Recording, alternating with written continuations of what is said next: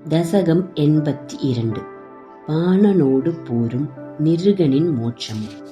பிரத்யும்னன் என்று பெயர் பெற்ற ருக்மிணியின் மகன் உன் அம்சமாக தோன்றியவன்.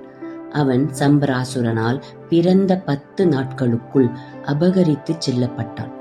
நாளடைவில் அவன் தன்னை கவர்ந்து சென்ற சம்பரன் என்ற அசுரனை கொன்று ரதியோடு தன் நகரத்திற்கு திரும்பி வந்தான். பின் பாக்கியசாலியான ருக்மியின் மகளான ருக்குவமதியை கவர்ந்து அவளை மணந்தான். அவர்களுக்கு அனிருத்தன் பிறந்தான். அவன் குணசாலியான ருக்மியின் பிள்ளை வயிற்று பேத்தியான ரோசனையை மணம் செய்து கொண்டான். அந்த திருமணத்திற்கு நீ சென்றிருந்தாய்.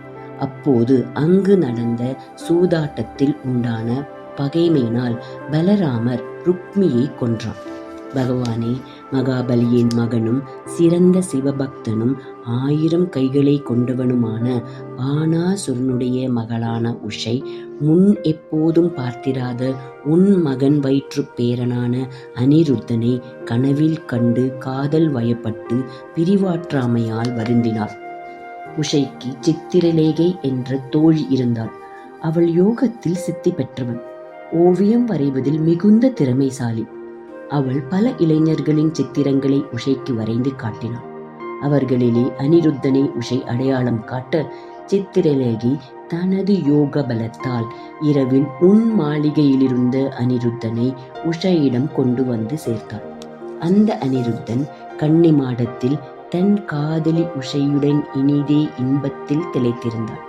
இதை எப்படியோ அறிந்த சிவபக்தனான பாணாசுரன் அவனை சிறைப்படுத்தினான். நீ நாரதனின் வாயிலாக அந்த செய்தியை அறிந்து மிகுந்த சினம் கொண்டு யாதவர்களோடு அந்த பாணாசுரனின் சோனிதபுரத்தை முற்றுகையிட்டார்.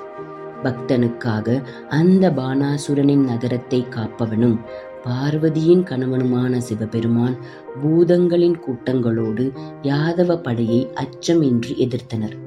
பாணன் மகாபலசாலியான சாத்திய யோகியோடும் குகன் பிரத்யும்னனோடும் போர் புரிந்தனர். நீயும் முப்புறங்களை எரித்த சிவபெருமானோடு போர் செய்தாய். நீ சிவபெருமானின் எல்லா ஆயுதங்களையும் உன் அஸ்திரங்களால் தடுத்தாய். பின் அவரையும் மயக்கம் அடையும்படி செய்த பூதகணங்கள் அஞ்சி ஓடின. வீரர்களான பிரமீத கணங்களும் வெல்லப்பட்டார்கள். கந்தனும் மன்மதனின் அம்புகளால் புறங்காட்டி ஓடினார். பலராமன் பாணாசுரனின் அமைச்சனான கும்பாண்டனை புதிய மண்பாண்டத்தை உடைப்பது போல் தகர்த்து எறிந்தார். பிறகு பாணாசுரன் 1000 கைகளில் 500 அம்புகளோடு வலிய போர் செய்ய அவன் அம்புகள் எல்லாம் முறிந்து பயனின்று திரும்பியதால் தேவதைகளின் தலைவன் மகேஸ்வர தேவர் போர் முனைக்கு வந்தார். ஆனால் அவரும் தங்கள் சீதஜ்வரத்தால் தகிக்கப்பட்டார். பின் தன் நிலை உணர்ந்த ஞானியாகிய மகேஸ்வரஸ்வரதேவர் உன்னை போற்றி புகழ்ந்தார். மேலும் உன்னை துதித்து உன் புகழ் பாடுவோருக்கு ஜ்வர உபாதை இருக்காது என்று வாக்களித்துவிட்டு திரும்பி சென்று விட்டார். ருத்ரகணத்தவர் மனதில் ஞானமுடையவர்களாக இருந்தாலும் தமோகுண மிகுதியால் கொடுஞ்செயல் புரிகிறார்கள் போலும்.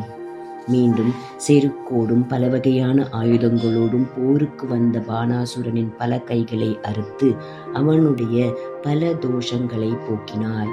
இதை அறிந்த சங்கரன் உன்னை துதிக்க அவருடைய சொற்படி அவனுடைய பக்தனான பாணாசுரனுக்கு 2 கைகளை மட்டும் எஞ்சியிருக்கும்படி செய்தார்.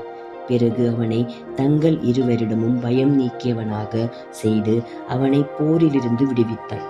அதனால் அவன் உன்னை மிகவும் உபசரித்தான். பிறகு நீ அனிருத்தனோடும் உஷையோடும் துவாரகைக்கு திரும்பினாய். விபுவே, நீ இந்திரனை பலமுறை வென்றிருக்கிறாய். நந்தகோபனை கவர்ந்த போது வருணனையும், ஆசிரியரான சாந்தீப முனிவனின் மகனை மீட்டு வந்ததில் யமனேயும் வென்றாய். மேலும் காட்டுத்தீயை விழுங்கியதில் அக்னி தேவனையும், கன்றுகளை கவர்ந்த போது பிரம்மதேவனையும், பாணனோடு செய்த போரில் சிவபெருமானேயும் வென்றாய். ஆகையால் உன்னுடைய இந்த அவதாரம் மற்ற அவதாரங்கள் எல்லாவற்றிலும் மேன்மையுற்று விளங்குகின்றது. குருவாயூரின் தலைவனே, நிருகன் என்ற அரசன் ஓர் அந்தணனுக்கு தானமாக கொடுத்த பசுவை அறியாமல் வேறு ஓர் அந்தணனுக்கு மறுபடியும் தானமாக கொடுத்தான். அதனால் பசுவுக்கு உரிய அந்தணன் சினம் கொண்டு அரசனை ஓணான் ஆகும்படி சபித்தான். நீ அந்த அரசனிற்கு சாப விமோச்சனம் அளித்து ஸ்வர்கலோகம் அடையும்படி செய்தாய். இத்தகைய செயலால் நீ உலகில் அனைவருக்கும் இணையில்லாத அந்தண பக்தியை பற்றி அறிவுறுத்தினாய். அப்படிப்பட்ட நீயே என்னை காத்தருள வேண்டும்.